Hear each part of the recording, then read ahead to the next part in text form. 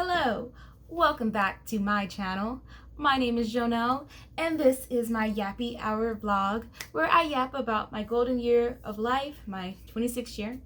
And I usually talk about sewing. Sometimes I talk about my life as the executive director of a Creative for Youth Center. Other times gardening, about the plants that I kill and keep alive. And then just general things that happen. So on top of being a nonprofit executive director and a crafter, I'm also a comedian, and I host craft and comedy nights, and I'm so excited that one is coming up at the end of October. My craft and comedy nights are an opportunity for people in the Atlanta area to make upcycled crafts, for comedians to tell jokes, or even if you've never really thought you could tell a joke before, you can get on stage and share your poems, share your jokes, and things like that. So let's get into this week. It's weird to be like, my life wasn't really exciting this past week because a lot happened. We recorded a news segment, so if you are in Atlanta and you look out for Atlanta News First, very soon Scrap Atlanta will be on there. We have been gaining a lot of momentum with our second location that's located in Adair Park, and it's been a little hectic and stressful. I'm not even gonna hold you. Like today I was supposed to be off. It is a Monday.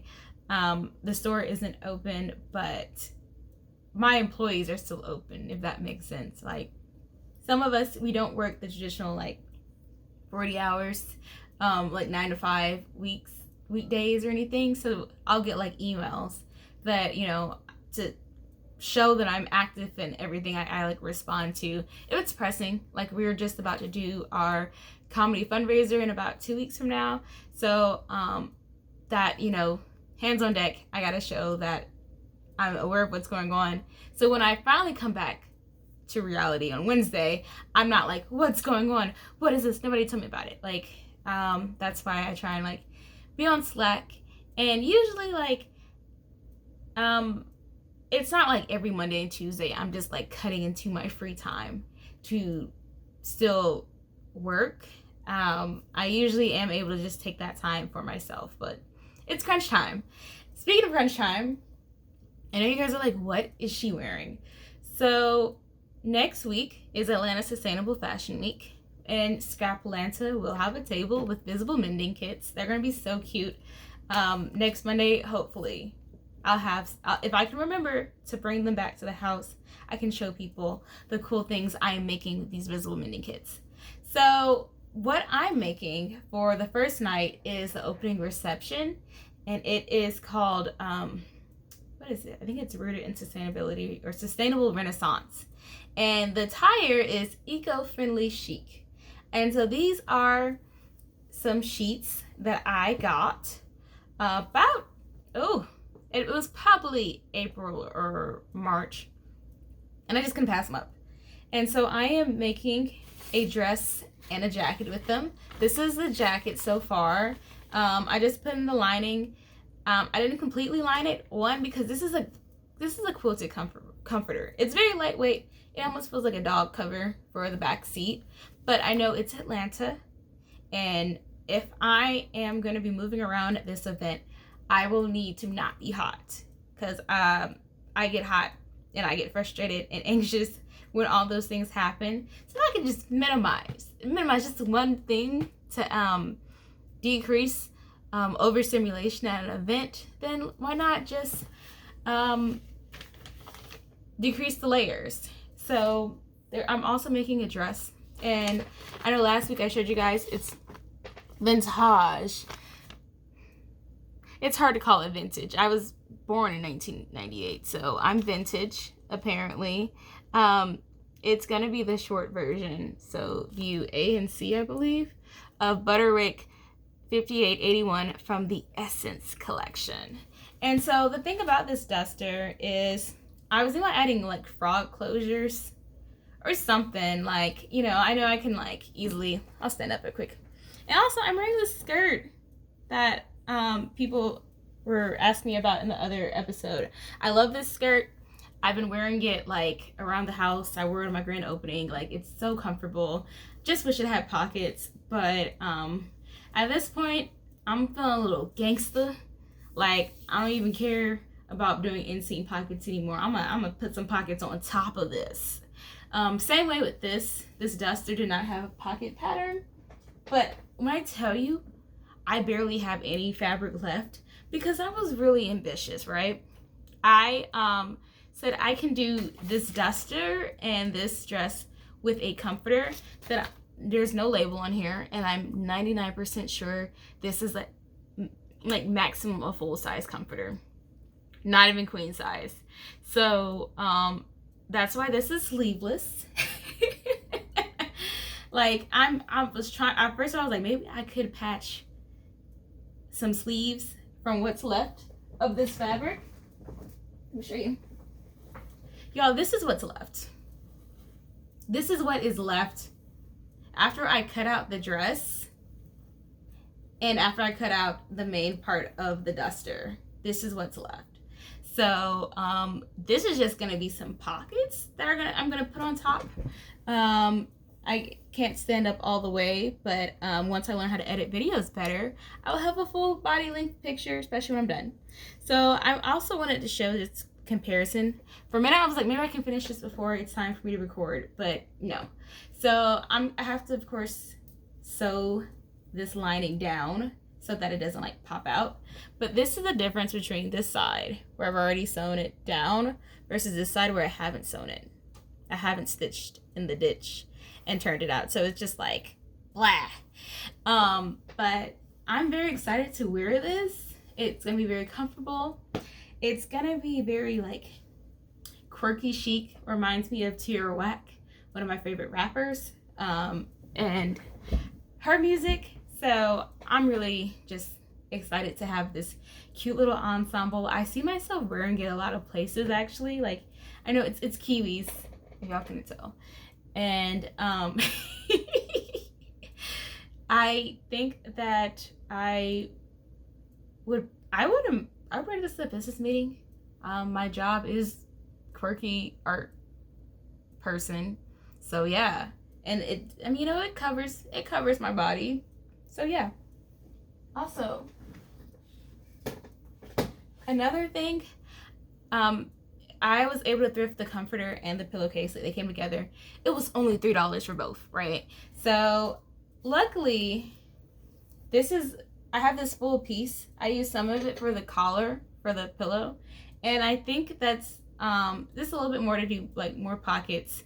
I'm not gonna have like pocket mania on this outfit, but I like that I really am getting to use every single piece of this comforter. Like, most of my projects are pretty low waist.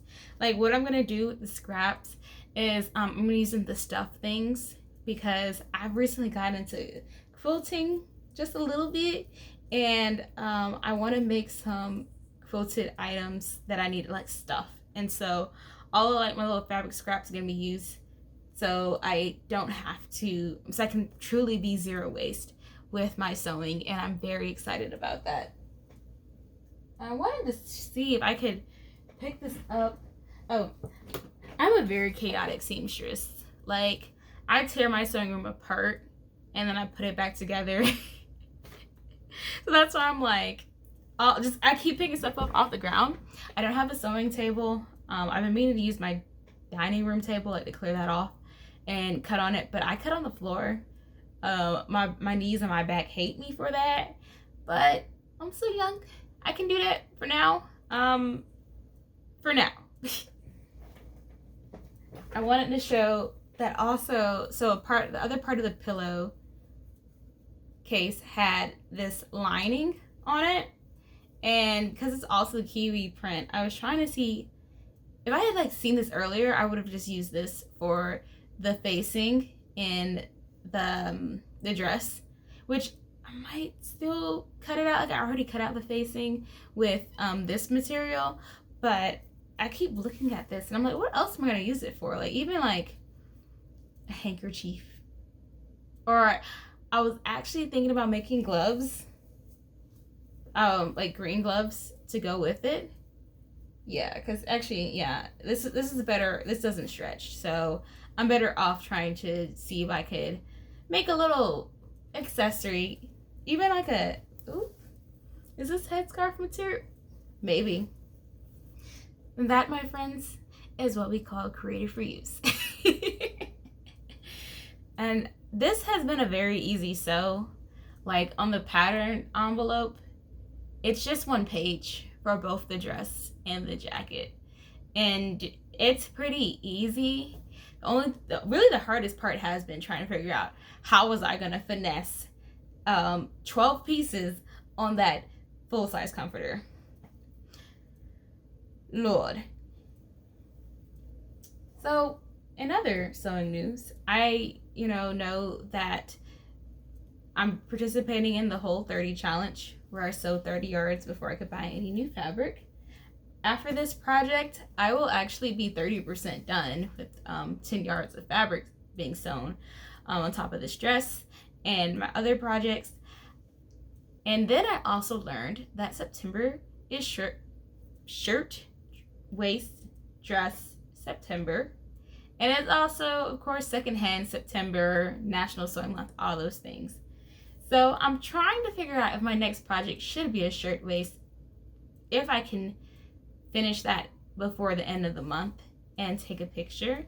I made one earlier this year with this gorgeous strawberry fabric that I wore to the Carolina Recycling Association conference, and I love to wear that dress. Like, I wear it when I am going downtown Atlanta and drinking a white hot chocolate at Cafe Intermezzo, and I just feel so chic wearing that, and I wear it with a slip, and I just feel darling wearing that. So I wouldn't mind running that back because I learned so much from making that dress.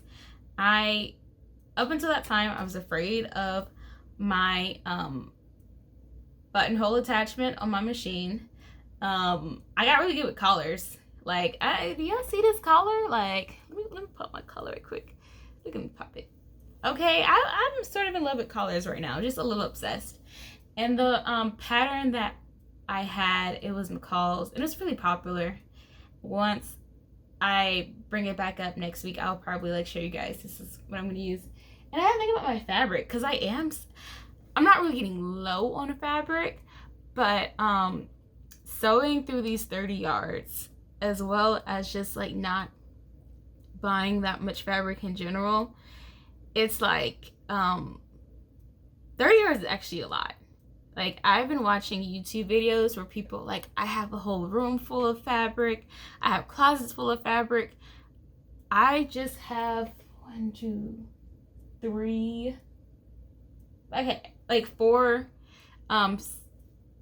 16-gallon totes full of fabric, if that makes sense. And I don't keep inventory. I sort of, since I'm inspired by the fabric and by the pattern, I sort of just pull them out, feel them, and then I decide what I'm going to sew. Sometimes I am trying to let these online sewing challenges inspire me, not to really keep up with the trends, but inspire me to keep going. A long time ago, my dad wrote me a letter, and he said, I know that you really like sewing, and I really want you to keep practicing at it. So if you just spend 30 minutes a day at it, then you're just going to be 30 minutes better each day. And no, I didn't follow that. I'm the type of person, either I sew 4 hours or I don't sew at all. I have tried doing the Pomodoro method, and I've tried sewing before I go to work.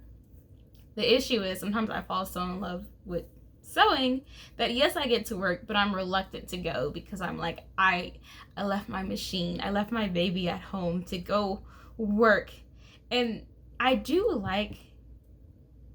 I love the Scraplanta community because they also encourage and inspire me to be creative. I like that every day I have the opportunity to meet upwards of 70 or 80 different people to tell them this is the thing I like to do, and they can say, here's some advice, or here's some materials. Some of my customers even shop for me because we've received over 120,000 pounds of materials, which is a lot. And I have not been able to go through everything that we receive at the store. Now I have 7 employees. A lot of them handle intake. So sometimes I'm just at the register in my office. And everyone's so nice to me, and they love me so much that they will shop and get things for me because I said that I like this, I'm working on this thing. Like, it's to a point where I'm almost like, I'm just gonna be quiet because everyone has been great about getting me things, but now I need to actually sew, or like, it doesn't quite match what I'm looking for. But I love that support from everyone. And even on the YouTube, like, I feel like YouTube is on a 2-week delay, where I'm so glad I have 101 subscribers now as of this recording. And I've gotten a lot of comments today on a video that I made 3 weeks ago. And I'm like, oh wow, people actually watch my stuff just 3 weeks later. And it's totally fine. I'm gonna keep making these every week. And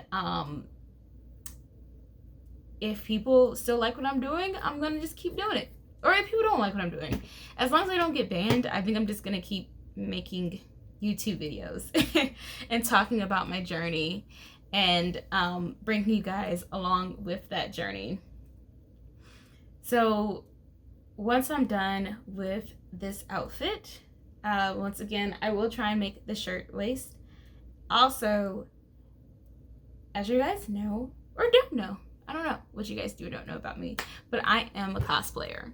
And I am trying to be more timely with making my cosplays, because I will be the person who will be up till 4 o'clock in the morning the night before a con sewing.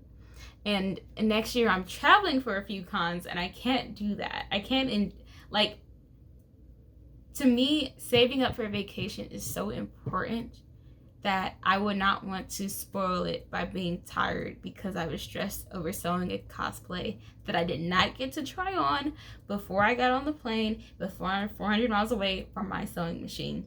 I don't want to be where I don't have a backup and I'm just stressed about this outfit. And then also my friend and I are working on some cosplays together. So that's inspiring me to get things done in a timely fashion. Right now, and the cosplays that I have, or they call them cosplans when you plan out your cosplay, it is based on this webtoon called Marionetta. It is like a horror themed circus that's pretty much just like a circus full of dead people. And the outfits, they be stunting with them outfits. Like, I love them outfits down. And I wanted to choose Camille because I'm like, she's the black girl. Her outfit is like almost like Orange Blossom from Strawberry Shortcake. So I'm like, that's an easy like pivot. I could technically be both depending on how I accessorize it. But there's another character. Her name is Dottie. Dottie the hottie. Well, it's not the hottie, but Dottie's a hot girl. Like, she calls Dottie because she has freckles, and her costumes are just too cute. And she's like a haunted, like, ringleader type person. I'm like, they're cute, because next year 2 of the cons that I'm going to are going to be horror themed, which is very interesting. That they're completely unrelated. They're just both happen to be cons for nerds, and that horror is becoming a central theme. So I'm like, go ahead, kill 2 birds with 1 stone, make them costumes. And so right now my 3 cosplans are Dottie from Marionetta, Disgust from Inside Out, and a clown. I haven't figured out which clown I want to be yet, but my friend Weaver has a monsters variety show that they do every month at the Red Light Cafe, and they really wanted me to do a comedy set next month. And so since it's monsters theme and it's already horror, I'm like, I should make a clown cosplay because I'm a comedian basing off a clown, and like the set just has to be like around the theme. So you guys will probably in the next 2 or 3 episodes, see me working on that clown cosplay, which I actually am excited for this challenge because I don't think I would have sewn 30 yards by the time I get to the clown outfit. Meaning I have to see what's in my wardrobe, in my like fabric stash, or even my wardrobe, to see what I can upcycle into the clown outfit that I want. I also haven't done clown makeup before, and I'm not really like a heavy like full like face makeup. I've done it once before when I did an Agretsuko cosplay, and it like the makeup like sort of dried and caked on my face. So I will have to try that out, and maybe an episode or 2 from now I might do my vlog in a full clown cosplay. I'm not above it. I really am not. I was watching a YouTube video by Serena, who she really inspired me, because it's like to see another Black woman who does vintage sewing, and like she's about that life. Like her house is vintage, her children are vintage. She dresses them up in vintage clothing, and she has appliances and everything. And I met her this year at Frocktails, and she's like such a great person. But like I said, she really inspired me to just do it, because a lot of times people like they see Black people doing vintage wear and they're like, how could you do that? You must want to be back in the past, or you must want to be back in slavery, or blah blah blah. And it's like, first and foremost, we were not slaves during the 1950s. Sharecroppers, yes. Underpaid and overworked, yes, but we were not slaves, unless you count the American prison system back then with the chain gangs. However,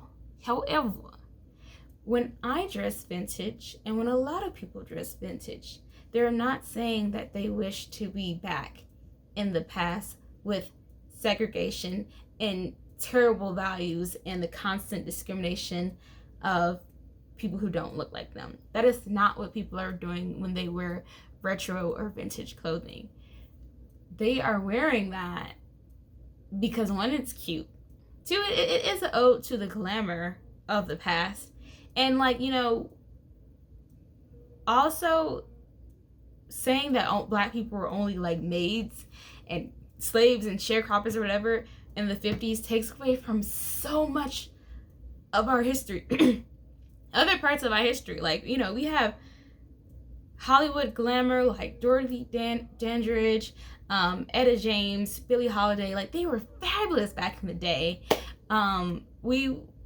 HBCUs have been around since the 1880s, and the fashions that we wore to the HBCUs, like they people study them. Like a lot of the famous dressmakers of the time were Black women, like Elizabeth Keckley and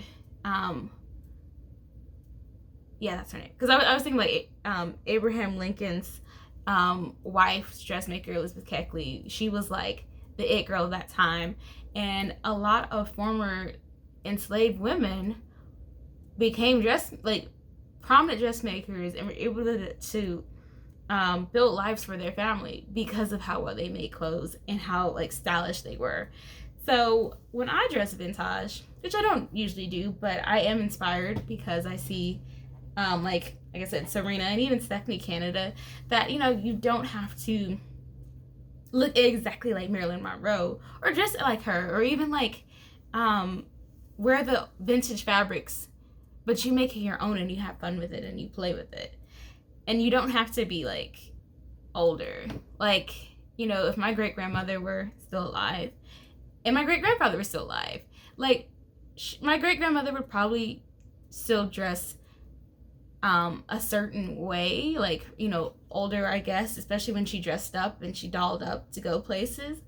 But that doesn't mean she wanted to be back in that time. She just had appreciation and glamour and style, and that's why she wore that. So it's interesting because retro and vintage dressing also goes into like historical dress and it sort of segues into cosplay. I know those worlds aren't always the same. Not everyone who cosplays is during historical dressing, and then, you know, historical dressing isn't considered costume all the time because some people are just wearing it every day and they're not acting, they're not playing like this is my everyday wear. But I feel like with my love for fashion and clothing, I guess my style is gearing towards all of those things. I grew up during the 2000s and 2010s, which was a very tacky time with colored skinny jeans, those god awful bubble homecoming dresses, like low rise jeans, yuck. To me, I did not like those things. I do not like Y2K fashion. I do not like the most of what we wore. Like when guys wear those vests and Kangles to the club, I was utterly disgusted. And I feel like the 2020s does have its own style that is different from previous decades, but it's also an interesting time because everything is starting to like mash together. Like people were talking about how, you know, a couple years ago Target had a line that was all these period dresses from the 70s, and then now they're doing the 80s. And yes, fashion is cyclical, but we don't take exact styles from the past and make them current. Like we're not wearing the exact same thing that we wore in the 80s. We took an element of it that's really prominent and we just made it new for now. And, you know, some things like, you know, how I think my childhood clothing was cringe. My mom thinks the 80s was very cringe. And so I remember one time when I was like in middle school, I wanted to wear like leg warmers. And my mom was like, why would you do that? But I think that's what I wanted to wear. That's what I want to wear. And, you know, probably my children will probably wear colored skinny jeans and silly bands and those shutter glasses that, you know, I wasn't really a huge fan of. And I have to hold a space for that because one day that will be considered vintage. The same way, like, you know, stuff that was made when I was born in 1998 is now starting to be considered vintage. Not retro. There are definitions that I can't quite remember, but they all have like their place. There's like vintage, retro, antique, and possibly something else. And I'm excited to explore that style. Because going back to what I was saying earlier about how I grew up, is like it felt like you had all your fun dressing up for prom. Like I really thought that after prom you never dress up again and that's it. Then I went to anime conventions and learned that you didn't have to just dress up for prom. You can dress up for other things. You can dress up for Ren fairs. Even if, like, for movie premieres, for movies that you like how people dressed up for Barbie. I went to the Demon Slayer movie and people dressed up for that.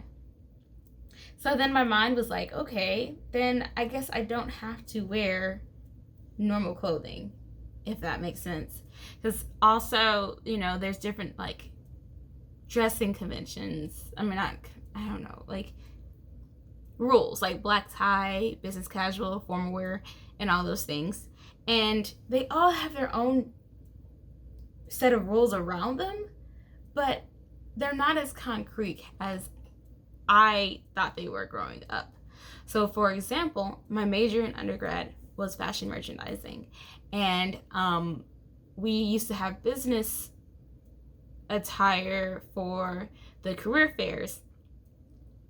And originally, business attire was advertised to me back when I was in the 8th grade, and it featured Business Leader of America was you wore black and white, you wore slacks, and you wore a button-down shirt and a blazer. That was business attire. So I went to college, and I'm like, okay, I'm going to these career fairs, therefore I must wear black and white, button-down, and a blazer. But I'm like, but wait a minute, I'm fashion merchandising and I go to UGA. Why not wear red pants with the black and white? Or, get a different color blazer. And I did that, and no, I didn't get no jobs from that. I ended up like a warehouse position from going to career fair. But they didn't turn me away from the career fair. The employers, like, they just weren't going to hire me. And I was like, okay, so this dressing rules, they're not as concrete as I thought they were. And then I had a class that was like preparing you to get an internship. And that class also required casual business attire. And so I started playing around, different color dresses, blazers, things like that. And my professor was like, I never really had to worry about your outfits because you're always dressed pretty smart. Like, you understood the assignment. So I said, how about I put more of myself into this, but also understand what I'm dressing for? Because, I was that person who often got dress coded in school because my body did not quite fit into some of the clothes that I wore. And that was more like policing of my figure and versus me actually trying to break the rules and trying to be slutty or anything like the administration was trying to imply. So eventually I got to a point where I just mainly wore shirts and pants because you couldn't really go wrong with that. But once I got comfortable with that new set of rules and that filter that I had to have on my clothing, I played around with it more. So once I realized, okay, I can't really get in trouble for wearing long jeans. Why not wear different cuts of those jeans? Shirts, just as long as they're not low cut, I'm good. And I think we have to broaden the term formal and cocktail attire and business casual and casual, because they're not exactly what people think they are. You can cosplay and be in a casual outfit. I actually had a panel about sustainable and thrifty cosplay at MomoCon this year, and one of the things that I brought up was, let's say you work at a restaurant and it's a fancy restaurant where you have to wear a tie and a jacket and a button down and black pants.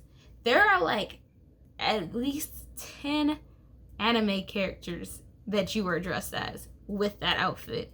And if you had to go to a con after your shift, you can throw on a wig or accessory and people know exactly who you are. And that's where I'm like, ooh, the lines are starting to blur. Because no, I'm not going to wear a full Nurse Joy cosplay to a business meeting. But there are elements of that cosplay that I could wear to that business meeting and then switch around and be ready to be Nurse Joy at a con 5 hours later. For example, if you're not familiar with her, Nurse Joy, she wears a pink dress and an apron and a little nurse hat, and her hair is pink and beautiful. So I could just wear that pink dress to the business meeting and then add the accessories later and I'm at the con. And that's the capsule wardrobe that I'm trying to build. I am trying to build a wardrobe that I can cosplay in and people get the reference, but also I show people that I understand the assignment when I'm going somewhere. If you tell me the attire is eco chic, upscale eco chic, then I'm pulling up in my duster, in my sweetheart dress that's appropriately, that's what I'm doing. If you tell me it's rave wear, I won't pull up with the duster. I might pull up with the dress because my curves are gonna look so cute in that dress, but I'm gonna have different shoes. I'm just gonna change it up because I'm looking at these people's YouTubes about how they're over consuming and they want to reduce what they have in their wardrobe. And I don't want to reduce what I have in my wardrobe. I just want to make it work for multiple parts of my life. I don't want to have a completely different wardrobe for the club, because one, I don't even really go to the club. So and I don't want to do what they did in my childhood where people wore business casual to the club.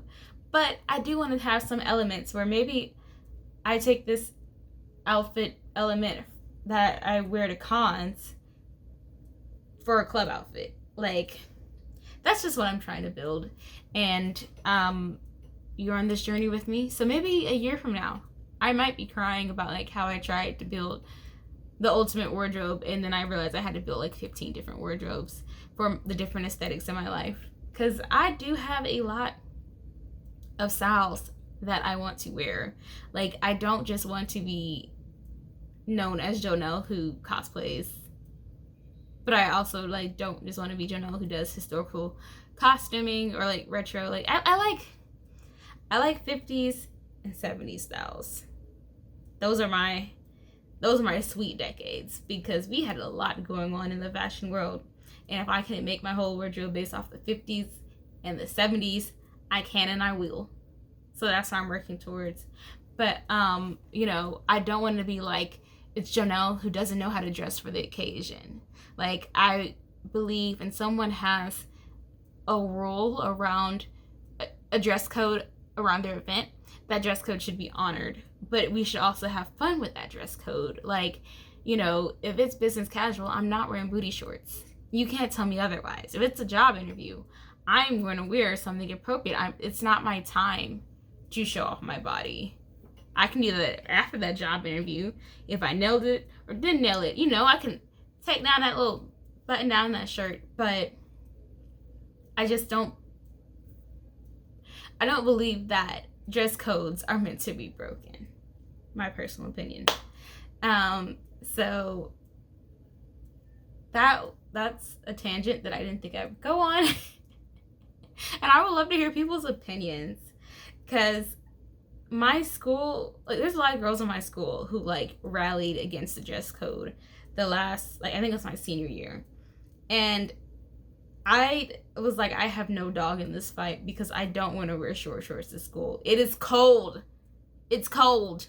Like, am I the only one who's cold? Like, I'm bigger than a lot of these girls, and I have more body fat, so I shouldn't be as, I'm colder.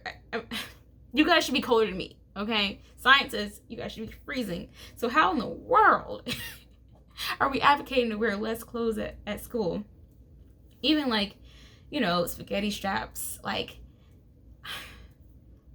personally, I think school is about teaching you how to show up like you got some sense. And when you start wearing pajamas and short shorts and just pull wear to the school, are you showing up for the best intentions? Like, put on some clothes and go to school.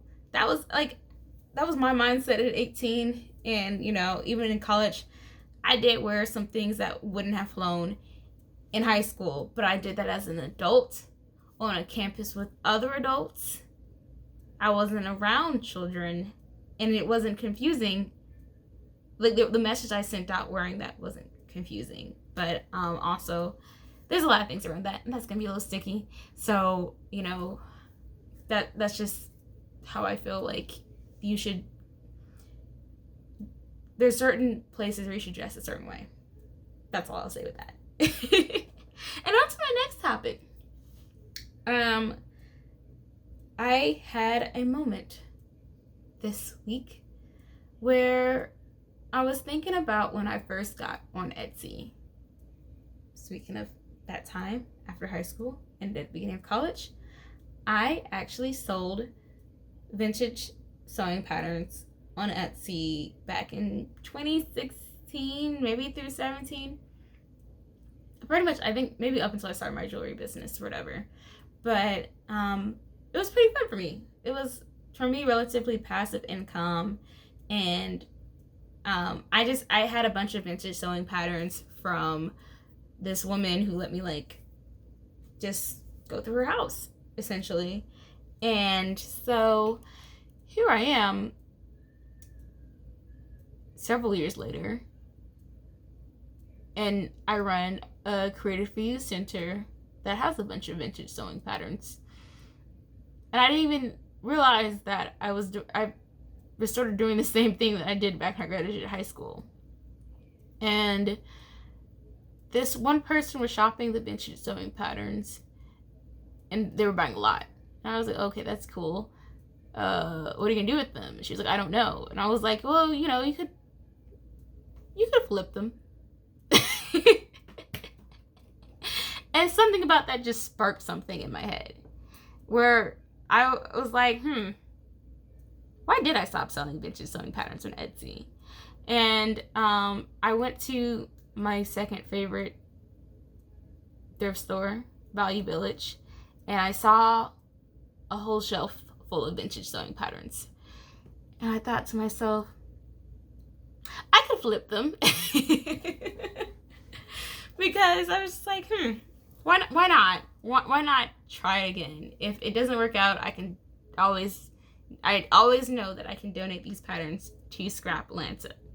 But I was like, and some of the patterns are really cute, so I wasn't going to thrift them. And I'm actually going to make another video very, very soon about this process, because I want to show people how you can get into flipping vintage patterns, and also just showing the patterns that I did decide to keep. Like overall, I kept a little bit less than half of the patterns, because my original goal was to just get these vintage sewing patterns because they were cute. But at Value Village, they don't sell them individually. They sell them by the bag, and you can't open the bag or else they will void your transaction, and you know, all these complicated things. So I was like, whatever I don't want, I will flip. And if I can't flip it in like 6 months to a year, I'll just donate it to work and just remember why I don't sell things on Etsy. So that's a new journey that I'm embarking on, and I cannot wait to tell you guys how it goes. Like, if it goes terribly, I will update on this YouTube and be like, y'all, don't be flipping these patterns on Etsy. If it don't make you no money, if it don't make me no money, I'll tell you why it don't make me no money. And maybe it can make you money, but yes. And so to conclude this episode, I will say that I am super excited for this Wednesday.